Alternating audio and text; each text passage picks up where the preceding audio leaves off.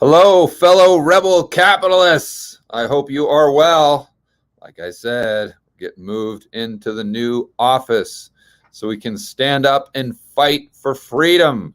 That is right. If you haven't heard, I'm really trying to allocate as much bandwidth, mental bandwidth, moving forward as possible to really making sure that our freedom and liberty is protected, not only in the United States, but pretty much everywhere in the world right now, because it's definitely under attack. So one of the things I did is I actually rented office space. We're turning this into a studio. As you can see, we're still in the process. I've got one book up there. I don't know. It's hard to move my head so you can see it, but it's right. No, over here. There you go. I got Rich Dad, Poor Dad up there. And the reason is because Kim and Robert Kiyosaki were nice enough to allow me to use this space in their office, the Rich Dad Studios. And so first and foremost, thank you very much to my good friends Kim and Robert, because without them, this studio and all this content that we're going to be producing over the next 6 months would not be possible. But also because the room right next to me is their storage room, and they've got roughly about 5,000 books. They're all Robert's books. They've got Rich Dad, Poor Dad in Chinese and German. It was actually hard to find one that was in English, but there you go. It's right there. We're going to be getting a bunch of other books that have really influenced my life and put them up there. And I'm just doing this from my laptop right now, but we'll be doing it from the camera to really make it look professional.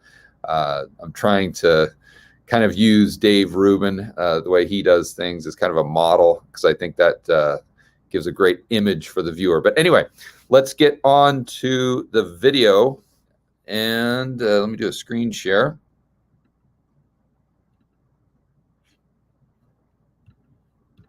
And it's going to be a challenge with this one, guys, so you'll have to bear with me, but we're going to try to keep this YouTube friendly. And I just want to kind of browse this article and then go on to a couple other articles that will back up my position. And just FYI, this morning, actually, I interviewed Judge Andrew Napolitano. And man, what a sharp mind he has. And just another advocate for freedom and liberty that fits right into the rebel capitalist community. That's for sure.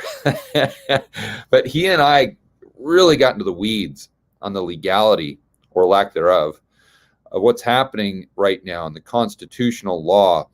And I won't go into the details, but make sure you stay tuned to the George Gammon channel for that interview. But it has a lot to do with this article. So the title here, why Biden's, we'll call it mandates, you guys can see it right there, is right. This is from the LA Times, and should stand up to legal challenges. So they're making an argument that not only is this legal, but it is morally, ethically correct. And as you can probably imagine, their argument is that it is quote unquote scientific, or it follows the science as well. So let's get into it. Displaying, actually, let me increase the size here so you guys can see it. My highlighter tool, for some reason, will not work with this article. I don't know why, but displaying the same frustration and anger that millions of Americans feel about people placing themselves, their loved ones, and their communities at risk for refusing to get the medicine. President Biden on Thursday brought the hammer down. So let's, right off the bat, you can see where this is going, and you can see the almost limitless number of fallacies. Let's go into keeping people safe by getting the medicine. And for that, I thought I'd say this for later, but let's hop over to another article and then just hop right back. This is an article from the Scientific American. And so many of your friend and family member Freds, I'm sure that you discussed this with, they always go back to the fact that the Supreme Court said that it is legal to mandate medicines. And this goes back to a case that was Jacobson versus Massachusetts in 1905. Had to remember that one. But I'm going to get into the flaws of that thinking in a moment, and why that is a very slippery slope, and why that actually proves my point that there should be no government mandates whatsoever. But before we get there, let's go over some of the technical fallacies in what they're saying. And this is an article from the Scientific. Actually, let me go to the top here so you guys can Google it if you want to. It's vaccine, or sorry, YouTube. Sorry, my social media overlords. Medicines need not completely stop the cerveza sickness to curb the pandemic. Now, I want to point out this was back in January. So this is prior to the recent change to the cerveza sickness. And you guys know what I'm talking about there. And now with the recent change to the cerveza sickness, or how it's attacking at a different angle, this really isn't applicable, this heading. But bottom line here, it goes over some interesting facts. And interesting fact number one is the medicine that we had for smallpox that was outlined in the Supreme Court case with Jacobson in 1905 versus Massachusetts was a medicine that caused sterilizing immunity, meaning that you don't carry any of the, we'll call it sickness. The antibodies you generate, the responses you generate, clear the virus, clear the cerveza sickness from your, or in this case, a different type of cerveza sickness, we'll say, from your system entirely. So, in other words, if you have this medicine, you cannot transmit this type. Oh, it's not a type, but we'll call it the cerveza, the OG cerveza sickness. You cannot transmit it. So that is completely different, and actually the opposite of the medicines that we are, or not that we, that Biden and the LA Times are pushing now. So why does that matter? Let's go back to the LA Times article. And remember, they see the frustration and anger that millions of Americans feel about placing themselves, their loved ones, and their communities at risk. Well, what risk is avoided by getting the current medicine? Because the current medicine does not equal sterilizing immunity. So if you're not following what I'm saying here, you're not following the direction of this argument, the bottom line is, regardless of whether or not you get the medicine, you're not keeping anyone safe. You're no safer to the community than someone who chooses not to get the medicine. So they're starting off right away by misleading you. Well, why would they mislead you? Because their intentions don't have anything to do with health. My exact message that I've been stating over and over and over again on Twitter or social media, if you guys follow me there. So, and for that Biden needs to bring the hammer down. Well, he needs to bring a hammer down for what? Some sort of made up illusionary world that you guys are living in. It's this world that they want us all to live in, that states the emperor is actually wearing clothes. Well, in my world and in reality, the emperor is wearing no clothes. And I think and I can speak for a lot of rebel capitalists in this community, that you guys see that the emperor is wearing no clothes, and you refuse to live in a world where they don't acknowledge reality, period. Well, let's keep going. So you guys all know we'll call it the Biden plan, where for employers that have over 100 workers, they have these new requirements, which I spoke to Luke Groman about from a macro standpoint. He thinks this is incredibly stagflationary, and I would agree. I'm working on a whiteboard video right now that outlines that.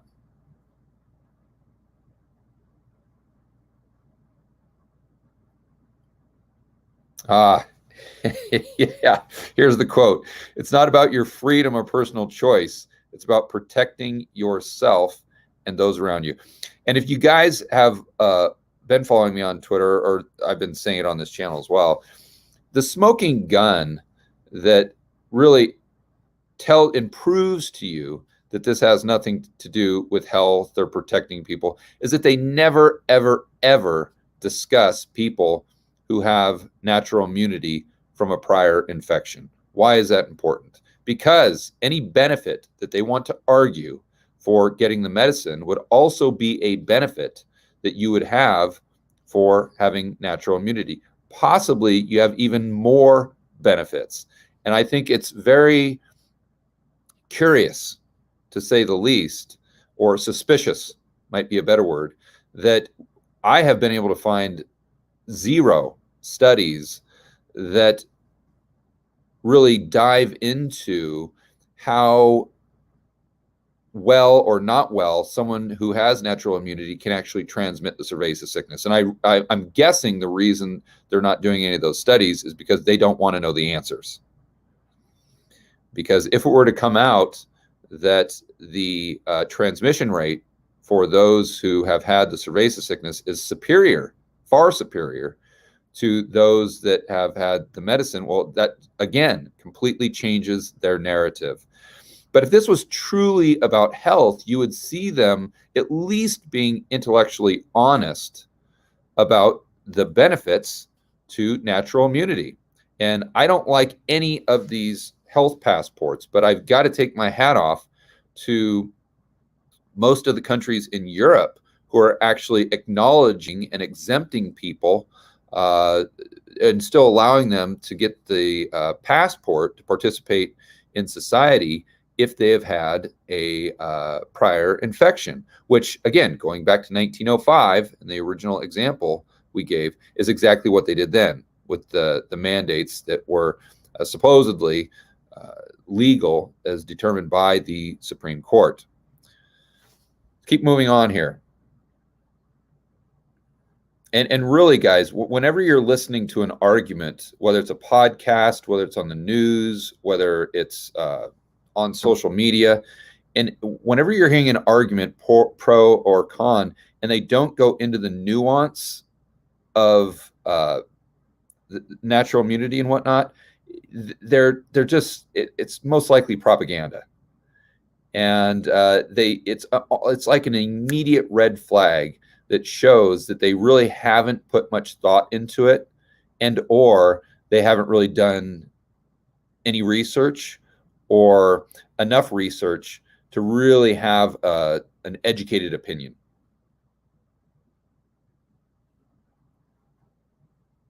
So here we go. And this is the court case that we were referring to earlier. 105 or more than 105 years ago, court weighed in on mandates in 1905, 7-2 decision in Jacobson versus Massachusetts, upholding a fine imposed by the city of Cambridge. By the way, I want to point out, and this I know doesn't really defeat the argument or anything like that, but I think it is interesting that this fine, adjusted for inflation, was right around $150. And the fine that Biden is proposing now for businesses is $14,000. So just give it some context there. But anyway, but again, that's not a principled argument, and I'm not saying that by any means defeats the people who are using this as to back up their claims that we should have government enforced mandates. So it goes on to talk about, okay, so this is the Justice John Marshall Harlan, wrote for the majority. Harlan saw no problem in constraining, quote unquote, liberty in the name of public welfare, and every well-ordered society charged with the duty of conserving the safety of its members, the rights of the individual in respect to liberty may at times, under the pressure of great dangers, be subject to such restraint, to be enforced by reasonable regulations. I think it's debatable whether this is reasonable, as the safety of the general public may demand. Okay, but again, this is assuming that the medicine is offers sterilizing immunity, and the medicine that we're dealing with now does not. So how does it improve public welfare? Now, granted, there may be an argument for reducing or increasing the capacity in the hospitals, but now that's a different argument than what the Supreme Court was talking about if you're going to use that 1905 case as a benchmark.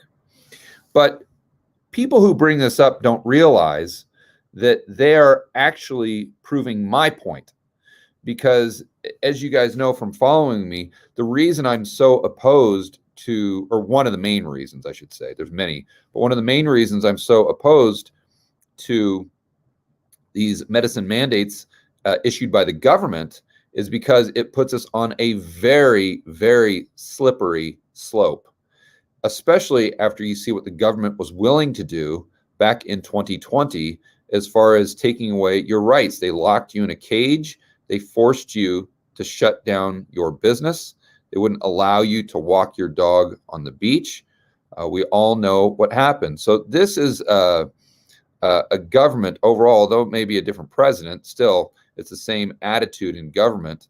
And if you give that same government the authority or even more power, even more control to micromanage your life, again, that puts us on a slippery slope that we do not want to be on.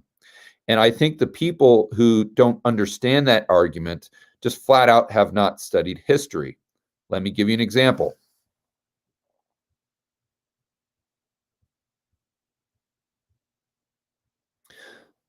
The LA Times, and I will give them credit for actually bringing this up, because I didn't think they would, but it's true that Jacobson has sometimes been exploited to support noxious public policies. Let me be more specific. There was a Supreme Court decision that was predicated upon the 1905 Jacobson decision. This was in 1927, Buck versus Bell. And what this did, believe it or not, right here in the United States, the Supreme Court said it was legal to enforce eugenics, that it was legal to force sterilization on people. And I mean, it was one of probably the darkest moments in American history. I would argue probably the darkest moment in the history of the Supreme Court. And back in that time, if you guys aren't familiar, eugenics was very popular, not only with politicians, but with, in fact, the quote unquote science of the time. If you were following the science, you actually believed in eugenics. And therefore, you believed that the Supreme Court judge used the word imbecile, his word, not mine, that if you were an imbecile or basically mentally retarded, that was something you got from your parents. So if we sterilized your parents, then we wouldn't have any mentally retarded people in the world, and that would just benefit everybody. That was the rationale. Okay. And again, I want to reiterate, that was the quote unquote science.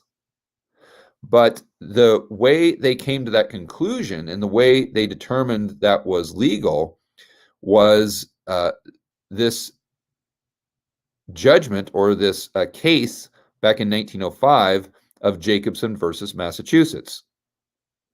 So is there any better illustration of how a wrong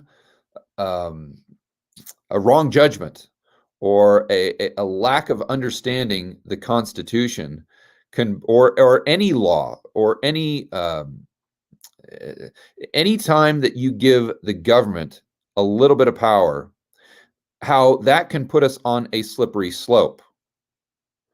And so in this example, just so everyone's on the same page here, in 1905, the Supreme Court came to the conclusion that this government overreach was actually constitutional. And that put us on the slippery slope that gave us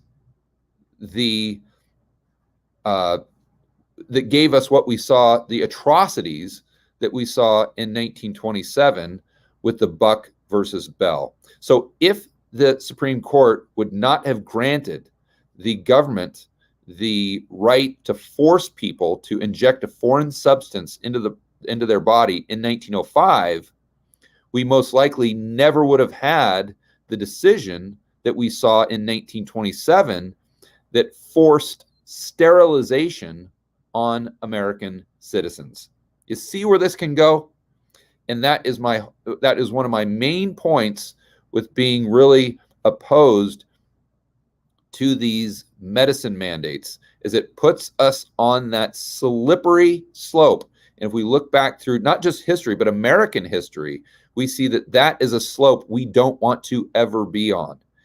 And it could be that the Supreme Court, or it could be that we grant the government this much power in 2021, but in 5 years, in 10 years, in 20 years, how will they use that power against us to do something that is potentially just unthinkable, like they did in 1927? And so if you have your friend and family member Fred bring up this 1905 decision, just let them know that led to the 1927 decision that basically highlighted and gave credibility to eugenics and the idea of forced sterilization. So if that's something they approve of, then maybe there's probably no way to rationalize with that person or prove them wrong. I'm guessing your friends and family members would not approve of eugenics or forced sterilizations. But that, again, just illustrates it beautifully, how we've got to stand up and fight for freedom today. And because if we don't know how that government power will be used against us in the future and used to commit human atrocities. So now let's move over to this article goes to quote this governor. And I want to point out that it's not just coming from the media. It's not just coming from the Biden administration, but it's also coming from all politicians. Even the Republicans are just useful idiots when it comes to this. Alabama Governor Kay Ivey issued an impassioned plea for residents of her state to get the medicine. And now this I'm all in favor of. Now, if you want to argue for people to get the medicine, I think you absolutely. Every single person has a different risk-reward profile. So if you want to encourage people that are at high risk, or listen, if you want to encourage everyone to do it, that's fine. But that's a lot different than government mandating it. That's what I am against. But here she goes on to say, it's time that we start blaming, and I can highlight this, we can start blaming the people who choose not to get the medicine. Think about that. So for someone who has had the cerveza sickness, that has natural immunity, that has all the benefits of someone that has the medicine, she's saying that we need to blame that person if the cerveza sickness continues. Again, another incredibly slippery slope that not only the mainstream media is putting us on, the Biden administration, but even politicians on the other side. Something we really need to be cognizant of, because this is why we all need to have a sense of urgency in this fight for freedom.